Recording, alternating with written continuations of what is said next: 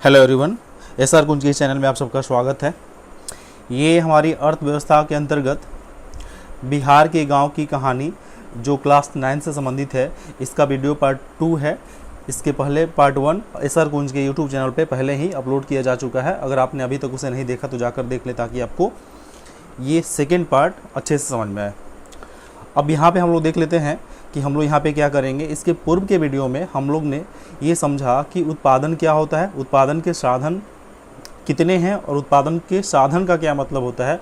फिर हम लोग ये जान पाए थे कि जो भूमि है उत्पादन का एक साधन, तो अर्थशास्त्र में भूमि को किस रूप से परिभाषित किया गया, ये बातें हम लोग समझ चुके थे।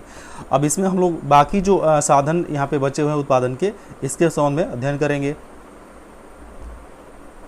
चलिए यहाँ पे देखिए, ये टॉपिक जो दिख रहा है यहाँ पे लिखा हुआ कि भूमि स्थिर है। भूमि स्थिर है यानी कि लैंड इज स्टैटिक। इसका मतलब क्या हुआ, तो इसको आप जब समझने का प्रयास करेंगे तो आप गौर करें तो ये पाएंगे कि जो हमारे पास जो खेती करने वाली जो भूमि है उसकी बात की जा रही है। हम जिस भूमि पे, धरती के जिस विभाग पे हम खेती कर सकते हैं उसकी बात की जा रही है। भारत में या बिहार में अगर बात करी जाए तो जो भूमि का जो क्षेत्र है जिस पे हम लोग खेती करते हैं उसमें किसी भी तरह से वृद्धि नहीं हो रही है। तो यहाँ पे यही चीज़ बताई गई है कि जो हमारे पास भूमि जो है खेती करने के लिए जो योग्य भूमि है उसका जो है वो बढ़ नहीं रही है, लेकिन जनसंख्या का जो दबाव है इस पे बढ़ रहा है। खेती करने के लिए भूमि ज्यों की त्यों है, लेकिन उससे हमारी जो है अपेक्षाएँ हैं वो बढ़ती जा रही है। तो यही सब चीज़ें यहाँ पे बताई गई हैं। यहाँ पे हम लोग एक और चीज़ जान लेते हैं कि भूमि की मापन की जो इकाइयाँ होती हैं, भूमि को मापने की जो इकाइयाँ होती है उसका जो मानक इकाई है, मापने की जो मानक इकाई है वो क्या है, हेक्टेयर है। अब हेक्टेयर को कैसे समझेंगे, तो देखिए अगर मान लीजिए ये वर्गाकार खेत दिख रहा है आपको, इसकी एक भुजा की लंबाई 100 मीटर है और दूसरी भुजा भी तो 100 मीटर की होगी। तो अगर एक वर्गाकार खेत की भुजा की जो लंबाई है वो 100 मीटर है, तो इस खेत का क्षेत्रफल जो होगा, इसका एरिया जो होगा 100 × 100 होगा। 100 को जब 100 से गुणा करेंगे तो आएगा कितना, 10,000। तो यहाँ पे आप देखिए 10,000 वर्ग मीटर आएगा। ये अगर मीटर में है तो ये बाकी क्या आएगा, वर्ग मीटर में आएगा।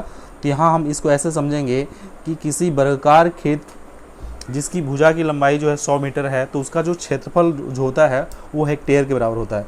अर्थात एक हेक्टेयर जो होता है, एक हेक्टेयर जो होता है वो कितना के बराबर होता है, 10,000 वर्ग मीटर के बराबर होता है। तो आई होप आपको ये बात समझ में आ गई होगी। तो यही चीज़ यहाँ पे आप देख पा रहे हैं। अब दूसरी चीज़ हम लोग ये समझते हैं कि भारत में सिंचाई की स्थिति क्या है। चूँकि अगर कृषि का कार्य किया जा रहा है तो कृषि के लिए सिंचाई की बहुत ही आवश्यकता पड़ती है। जैसा भारत में अगर बात करी जाए तो भारत में जनसंख्या का 75% हिस्सा जो है कृषि कार्यों से जुड़ा हुआ है। बिहार में भी लगभग यही स्थिति है। तो जहाँ 75% जनसंख्या कृषि कार्य से जुड़ा है, तो उस जनसंख्या को उसके श्रम के अनुसार उत्पादन होना चाहिए। लेकिन यहाँ पे क्या है, स्थिति उल्टी है, उत्पादन उस क्रम में नहीं हो पाता। कारण इसमें एक है सिंचाई भी। तो हमारी जो सिंचाई है वो सिंचाई की जो प्रतिशत है, जो मात्रा है, जिस हम मात्रा में सिंचाई कर पाते हैं वो बहुत ही कम है। अब समझिए कि 40% से भी क्या है, कम है। वैसे अगर बात करी जाए तो तटीय क्षेत्रों में और मैदानी क्षेत्रों में जहाँ से नदियाँ निकल रही हैं उन क्षेत्रों में सिंचाई तो हो पाती है, लेकिन और पठारी और अन्य क्षेत्रों में सिंचाई कम हो पाती है, और होती भी है तो क्या है, 40% से कम। तो हमारी कृषि निर्भर किस पे करती है, तो बिल्कुल मानसून पे निर्भर करती है। अगर वर्षा अच्छी हुई, वर्षा समय से आई तो खेती संभव होगी, खेती से उत्पादन हो सकता है। लेकिन अगर इसमें रुकावट आ जाए, बाधा आ जाए, वर्षा अगर औसत से कम आए तो खेती हमारी क्या होती है, जीरो हो जाती है। कहीं कहीं तो स्थिति ऐसी है, बिहार की ही बात करी जाए तो बरसात के मौसम में बाढ़ आना तय होता है। जैसा अभी आप देखेंगे तो बिहार में ही कई ज़िलों में बाढ़ की स्थिति बनी हुई है। तो ये चीज़ हम समझ पाए। तो यहाँ हमने ये जाना कि भूमि जो है वो क्या है, स्थिर है। यानी भूमि की जो मात्रा है, जिस भूमि पे हम खेती कर पाते हैं वो क्या है, बढ़ नहीं रही है। एक समय में जब बंजर भूमि को भी उपजाऊ बनाया गया, उसके बाद से आप देखिएगा तो भूमि की मात्रा स्थिर है। और दूसरा चीज़ समझे कि जो भूमि मापने की जो मानक इकाई होती है, भूमि मापने की मानक इकाई जो होती है वो क्या होती है, हेक्टेयर है। लेकिन गाँव में भूमि मापन जो होता है कई क्षेत्रीय मानक इकाइयाँ हैं, क्षेत्रीय इकाइयाँ हैं, जैसे एकड़, बीघा, कट्ठा, धूर आदि, ये क्षेत्रीय इकाइयों के रूप में जाना जाता है। तीसरा हम लोग ये समझे कि भारत में सिंचाई की स्थिति क्या है, बिहार में सिंचाई की स्थिति क्या है। अब आगे हम लोग बढ़ते हैं। अब यहाँ देखिए, यहाँ पे एक शब्द आया है बहुविध फसल प्रणाली, यानी मल्टीपल क्रॉपिंग सिस्टम। तो हम लोग ये समझते हैं कि ये क्या चीज़ है, तो इसको आप समझने का प्रयास करेंगे। तो सबसे पहले आप समझिए कि फसल प्रणाली क्या होती है। फसल प्रणाली का मतलब क्या होता है, मल्टीपल क्रॉपिंग सिस्टम के अंतर्गत हम लोग समझ लेते हैं कि पहले क्रॉपिंग सिस्टम क्या है। तो देखिए, क्रॉपिंग सिस्टम की अगर बात करी जाए तो यहाँ पे आप समझिए किसी प्रक्षेत्र का कुल उत्पादन तथा उससे अधिकतम आर्थिक लाभ प्राप्त करने के लिए उसकी उर्वरा शक्ति को बनाए रखते हुए इस पर विभिन्न फसलों को उगाने के शस्य क्रम का मतलब होता है फसलों के क्रम को, शस्य क्रम को फसल प्रणाली कहा जाता है। आप यहाँ पे 3 चीज़ों पे गौर करें, उत्पादन, कुल उत्पादन तथा उसके अधिकतम आर्थिक लाभ प्राप्त करने के लिए। यानी हम फसल प्रणाली के अंतर्गत करते क्या हैं कि जो हमारी उत्पादन होती है उसे हम क्या करते हैं, बढ़ाने का प्रयास करते हैं। दूसरी चीज़ ये क्या है कि अब उत्पादन जब बढ़ेगा तो आर्थिक लाभ होगा। तीसरी चीज़ है कि उसकी उर्वरा शक्ति को बनाए रखना है। उर्वरा शक्ति को बनाए रखने का मतलब ये हुआ कि जो हमारी भूमि है उससे हम बाद में भी उपज प्राप्त कर सके, यानी कि वो हमेशा उपजाऊ बनी रहे। तो ये 3 चीज़ें यहाँ पे आपको याद रहनी चाहिए। मैं इसे फिर से रिपीट कर रहा हूँ, किसी प्रक्षेत्र का कुल उत्पादन तथा उससे अधिकतम आर्थिक लाभ प्राप्त करने के लिए उसकी उर्वरा शक्ति को बनाए रखते हुए इस पर विभिन्न फसलों को उगाने के जो क्रम है उसे ही फसल प्रणाली या क्रॉपिंग सिस्टम कहा जाता है। आई होप आपको ये समझ में आया हो कि फसल प्रणाली क्या है। अब देखिए, फसल प्रणाली के कई विधियां हैं, कई प्रकार हैं, उसी के अंतर्गत एक है बहुविध फसल प्रणाली। इसको बहुविध फसल प्रणाली समझने से पहले हम ये समझने का प्रयास करते हैं कि एकल फसल प्रणाली क्या है। तो एकल फसल प्रणाली में क्या होता है कि जब हम एक भूमि के एक टुकड़े पे सालों भर एक ही फसल लगाते हैं तो उसे हम क्या बोलते हैं, एकल चाहे एक फसल प्रणाली। तो यहाँ ये स्थिति किसानों की स्थिति या भौगोलिक स्थिति के आधार पर डिपेंड करती है। अगर बाढ़ प्रभावित क्षेत्र है तो वहाँ पे क्या होगा, वहाँ पे मजबूरी हो जाता है कि एकल फसल प्रणाली अपनाएं। तो अधिकतर लोग क्या करते हैं, गन्ना उगा लेते हैं, या अगर किसानों की आर्थिक स्थिति ठीक नहीं है तो क्या करते हैं, एकल फसल प्रणाली को अपनाते हैं। दूसरा है मिश्रित फसल उत्पादन, मिक्स्ड क्रॉपिंग जिसको बोलते हैं। तो यहाँ मिश्रित फसल उत्पादन में क्या होता है, यहाँ पे किसान क्या करते हैं, किसी खेत के कुल भाग, जैसे मान लीजिए कोई खेत है तो उसके कुल भाग में उत्पादन को बढ़ाने के लिए 2 या 2 से अधिक फसल को एक साथ लगाते हैं। जैसे अगर ये खेत है तो यहाँ पे एक साथ जब 2 फसल लगाए जाएंगे या 2 से अधिक फसल लगा दिए जाएंगे तो ऐसे प्रणाली को हम क्या बोलते हैं, मिश्रित फसल प्रणाली बोलते हैं, मिश्रित फसल उत्पादन बोलते हैं। तो आई होप आपको ये बात समझ में आई होगी। तो यहाँ पे हम इसके उदाहरण अगर देखें तो मक्का के साथ क्या करते हैं, अरहर लगा देते हैं, चना के साथ क्या करते हैं, तीसी लगाते हैं, जौ और चना एक साथ लगा देते हैं। तो इससे हम बोलते हैं बहुविध फसल प्रणाली। अब यहाँ पे हमारा जो टॉपिक है जिसको हम लोग जानना है वो क्या है, बहुविध फसल प्रणाली। तो यहाँ पे आप ये समझिए कि एक वर्ष में किसी भूमि पर एक से ज़्यादा फसल पैदा करने को बहुविध फसल प्रणाली कहते हैं। अब इसको आप कैसे समझेंगे, तो हमारे यहाँ क्या होता है कि गेहूँ उपजाया जाता है, गेहूँ के बाद क्या हम उगाते हैं, वहाँ पे गेहूँ के बाद से धान उगाते हैं। तो गेहूँ और धान जैसे 6 माह के लिए ये जो लैंड होता है वो क्या बिजी रहता है गेहूं के लिए, और 6 माह के लिए किस लिए बिजी रहता है, धान के लिए। तो इस तरह की जो फसल प्रणाली होती है उसे हम क्या बोलते हैं, बहुविध फसल प्रणाली। एक और उदाहरण समझ सकते हैं, जब जैसे मक्का लगा दिए, मक्का हटने के बाद वहाँ पे क्या रह जाएगा, आलू रह जाएगा। या अब तो किसान क्या कर रहे हैं, 3-3 फसल एक ही साल में लगाते हैं। तो वहाँ पे या पहले क्या करेंगे, वो लगा देंगे मक्का, फिर क्या करेंगे, गेहूँ लगाएंगे और फिर लगा देंगे मक्का। तो ये है बहुविध फसल प्रणाली। आपको ये समझ में आ रहा होगा। यहाँ पे आप देखिए कुछ पिक्चर दिए हुए हैं, जैसे गेहूं का ये गेहूं देख पा रहे हैं आप, यहाँ पे बाजरा और ये गन्ना, फिर आलू, आप यहाँ पे कुछ सब्जियां हैं दिखाई दे रही हैं आपको। अब आगे है किसानों में भूमि किस प्रकार वितरित है, यानी हम ये समझना है कि किसानों के बीच भूमि का जो बंटवारा होता है, डिस्ट्रीब्यूशन होता है, डिस्ट्रीब्यूशन ऑफ लैंड, ये किस तरह का होता है। तो आप ऐसे समझिए, हमारे यहाँ जो है किसानों की स्थिति जो है, अधिकतर किसान क्या है, लघु किसान है, और कम किसान क्या है, मझले या बड़े किसान है। तो जो बहुत कम मात्रा में किसान है, मतलब ऐसे किसानों की संख्या कम है जिनके पास बहुत अधिक लैंड है, बहुत अधिक भूमि है, जबकि बहुत ऐसे अधिक किसान हैं जिनके पास छोटी भूमि के बहुत ही छोटे टुकड़े हैं। तो यहाँ एक कंडीशन ये है कि मान लीजिए एक परिवार है और वो परिवार के पास मान लीजिए 3 हेक्टेयर भूमि है। अब यहाँ पे कंडीशन ये है कि अब ये परिवार चल रहा है, परिवार का गुजारा चल रहा है, बाद में इस परिवार में सदस्य बढ़ते हैं और इनके 3 बेटे आते हैं, इस परिवार में 3 बेटे होते हैं। तो बाद में ये परिवार जो है बटेगा, और जब ये परिवार बटेगा तो ये भूमि जो 3 हेक्टेयर है ये क्या हो जाएगी, 3 टुकड़ों में बट जाएगी, और ये 1-1 हेक्टेयर की भूमि हो जाएगी। फिर ये परिवार क्या होगा, बढ़ेगा, और इसके सदस्य बढ़ेंगे, सदस्य जब बढ़ेंगे तो इस भूमि पे क्या होगा, दबाव होगा। फिर यहाँ पे ये किसानों की स्थिति क्या हो जाएगी, दयनीय होगी, क्योंकि भूमि का जो खंड है वो उतना ही रहा, लेकिन उससे जीने वाले, उस पे आधारित जो लोग हैं उनकी संख्या क्या हो रही है, लगातार बढ़ रही है। तो इस प्रकार आप ये समझे कि जो परिवार का जो खंडन होता है, परिवार का जो बंटवारा होता है, उसी के साथ क्या होती है, भूमि की भी बंटवारा हो जाती है, और भूमि छोटे छोटे टुकड़ों में हो जाता है, जिससे क्या होती है, न ठीक से कृषि कार्य हो पाते हैं, और न ही उस खेती के टुकड़े से उस परिवार के एक परिवार के खंड को अपने जीवन के गुजारे के लिए जो भी आर्थिक क्रिया वो करता है, उसको जो आय प्राप्त होती है उससे उसका गुजारा नहीं चल पाता है। तो आई होप आपको ये बात समझ में आई होगी। यही चीज़ यहाँ पे बताई गई हैं। तो एक परिवार का एग्जाम्पल देके बताया गया है। तो हमारे यहाँ लगभग भूमि का जो वितरण है इसी प्रकार से होता है। अब देखिए यहाँ पे एक शब्द आया श्रम, यानी लेबर। तो श्रम क्या है, लेबर जिसे कहते हैं, तो ये क्या है, इसको हम लोग जानने का प्रयास करेंगे। तो देखिए अब यहाँ पे आप ये समझ लें कि कोई व्यक्ति किसी स्थल पे वर्क कर रहा है, काम करने के लिए गया, और काम करने के लिए जब जाएगा तो वो क्या करेगा, अपने शरीर से या अपने दिमाग से, 2 तरह से काम कर सकता है।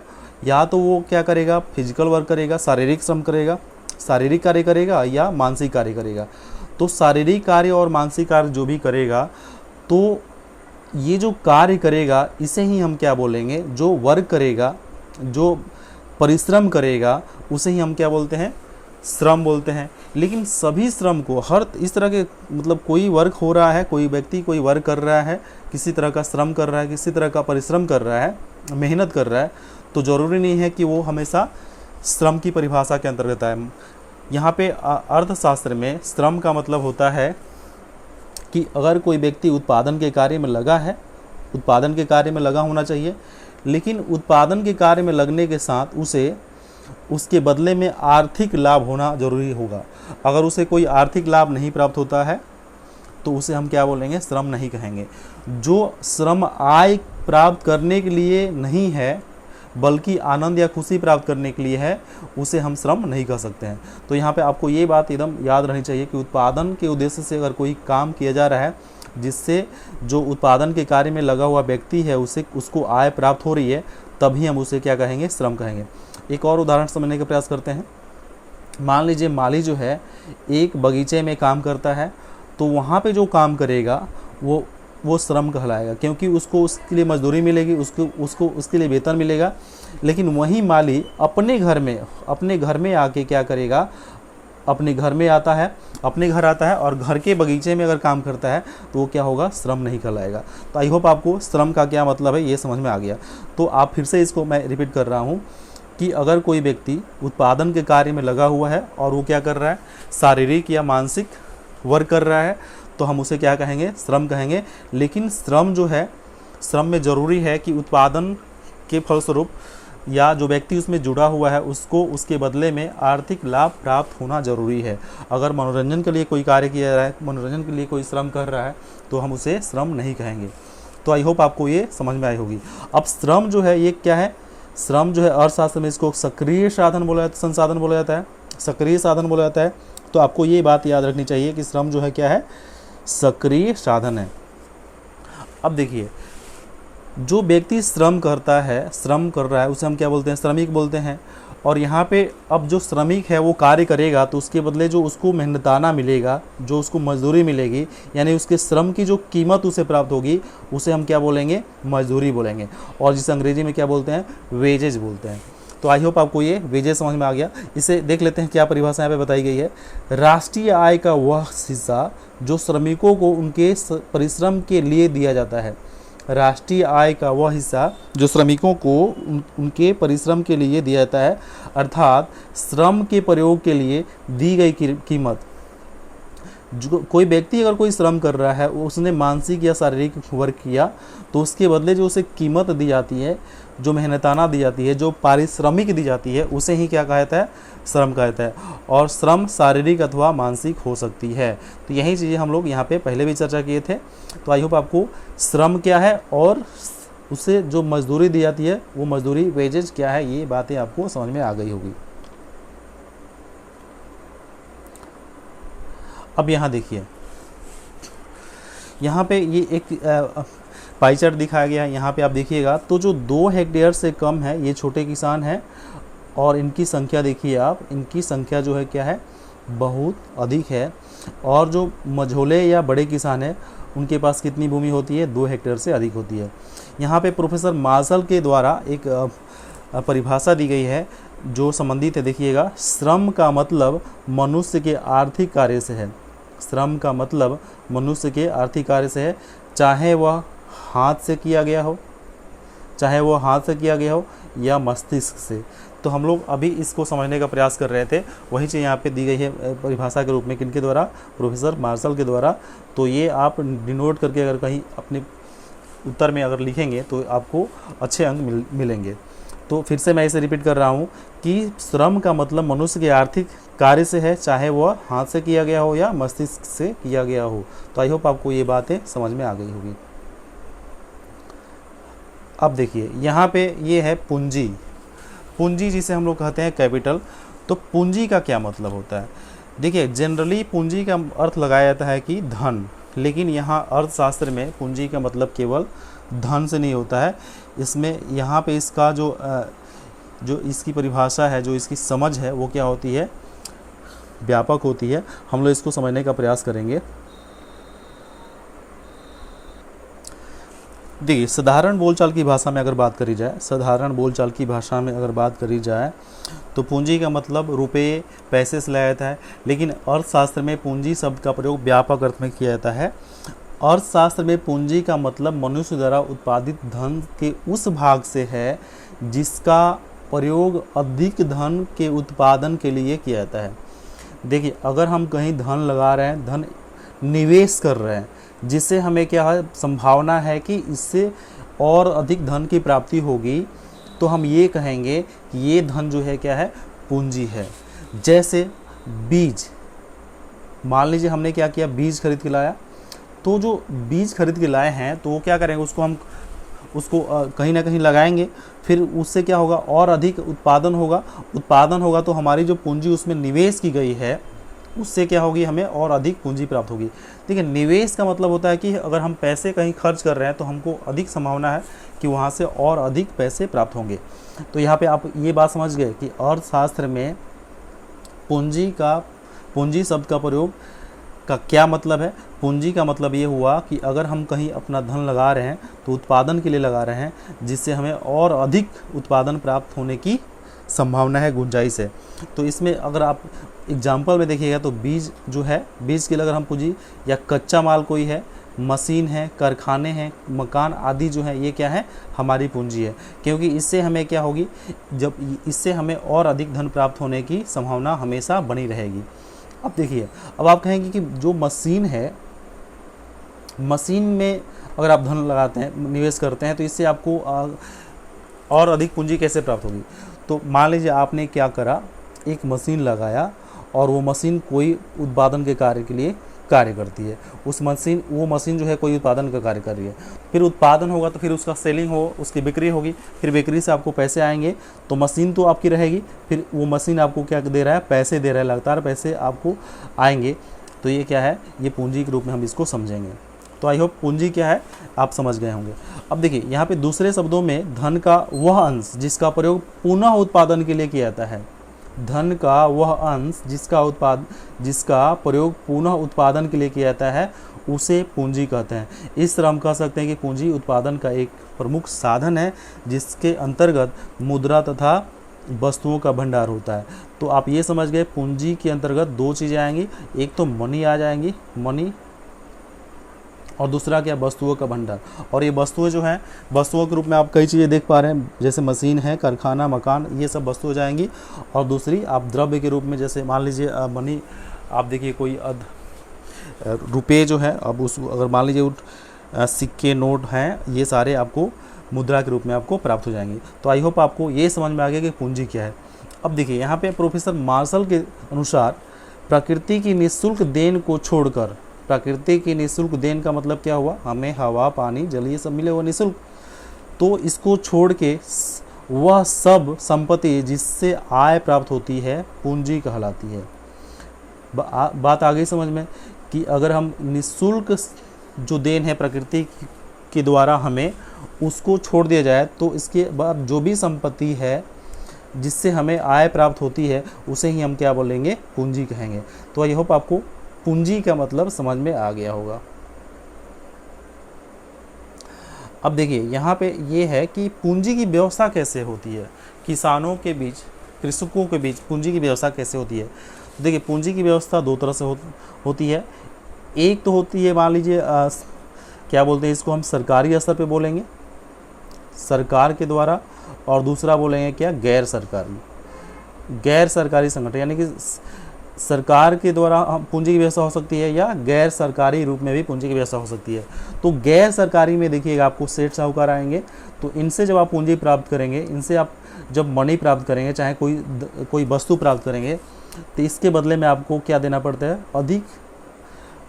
अधिक परसेंटेज ब्याज के रूप में आपको किस्त चुकाना पड़ता है। लेकिन सरकार से अगर आप प्राप्त कर रहे हैं, सरकार से प्राप्त करने का मतलब बैंक वगैरह से जब आप प्राप्त कर रहे हैं, तो वहाँ पे क्या होती है, एक अलग कंडीशन होता है। लेकिन जब आप बैंकों से पूंजी प्राप्त करने जाएंगे तो उसकी प्रक्रिया इतनी जटिल होती है कि आम किसानों को उसका लाभ नहीं मिल पाता है। यहाँ पे हम लोग देख लेते हैं क्या बातें कही गई हैं। अधिसंख्य छोटे किसानों को पूंजी की व्यवस्था करने के लिए पैसा उधार लेना पड़ता है।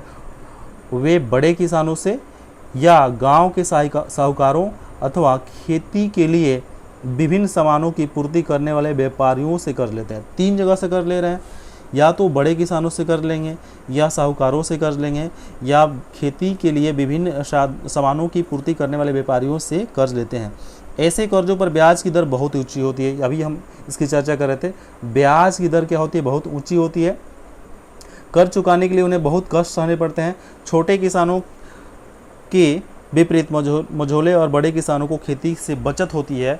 कारण ये है कि उनके पास क्या होती है, पूंजी पर्याप्त होती है। इस तरह वे खेती या वस्तुओं एवं सेवाओं का उत्पादन करके आवश्यक पूंजी की व्यवस्था भी कर लेते हैं। तो आपको ये बात समझ में आ गई कि पूंजी की व्यवस्था किसानों के बीच कैसे होती है। अब यहाँ पे बैंक का उल्लेख तो है नहीं, लेकिन बैंकों से भी पूंजी ली जा सकती है। प्रक्रिया जटिल होने के कारण जो छोटे किसान है वो क्या करते हैं, जल्दी से बड़े किसानों से आसानी से क्या करते हैं, पूंजी प्राप्त कर लेते हैं, लेकिन उन्हें ब्याज की दर जो होती है बहुत हाई होती है, जिससे उनको चुकाने में बहुत कष्ट होता है। तो आई होप आपको पूंजी की व्यवस्था के अंतर्गत क्या बातें हैं आपको समझ में आ गई। अब इसका एक और साधन है, जो उत्पादन का एक और साधन है, वो क्या है, संगठन या ऑर्गेनाइजेशन। तो ये क्या चीज़ें हैं, हम इसको समझने का प्रयास करते हैं। देखिए, भूमि, श्रम एवं पूंजी उत्पादन के साधन हैं, लेकिन उत्पादन के लिए आवश्यकता यह है कि उन्हें एकत्रित कर उत्पादन कार्य में लगाया जाए। यह कार्य विशेषकर व्यवस्थापक या संगठनकर्ता द्वारा किया जाता है। जैसे आपने उत्पादन का कार्य करना है तो आपको चाहिए भूमि, फिर आपको श्रम चाहिए, लेबर चाहिए, फिर आपको चाहिए पूंजी। ये तीनों चीज़ें तो हो जाएंगी, लेकिन ये तीनों चीज़ों को अरेंज करने के लिए, इसको संगठित करने के लिए, इसको एकत्रित करने के लिए, इसको व्यवस्थित रूप देने के लिए संगठन की आवश्यकता होती है, व्यवस्थापक की आवश्यकता होती है, और संगठनकर्ता जो है यही कार्य क्या करता है, अगर अच्छे से कर पाता है तो उत्पादन की क्रिया क्या होती है, सरल हो जाती है और उत्पादन एक मतलब सामान्य वे में संपन्न हो पाता है। तो इस प्रकार व्यवस्था या संगठन उत्पादन का एक महत्वपूर्ण साधन है। बड़े पैमाने पर उत्पादन कार्य में व्यवस्था या संगठन का महत्व और भी बढ़ जाता है।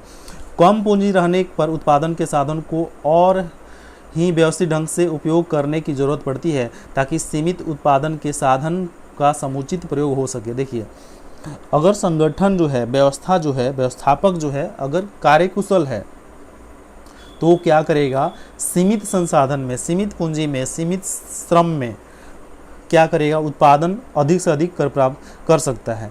तो यहाँ पे संगठन का कार्यकुशल होना, व्यवस्थापक का कार्यकुशल होना, उस क्षेत्र का अच्छा नॉलेज होना बड़ा ही ज़रूरी होता है।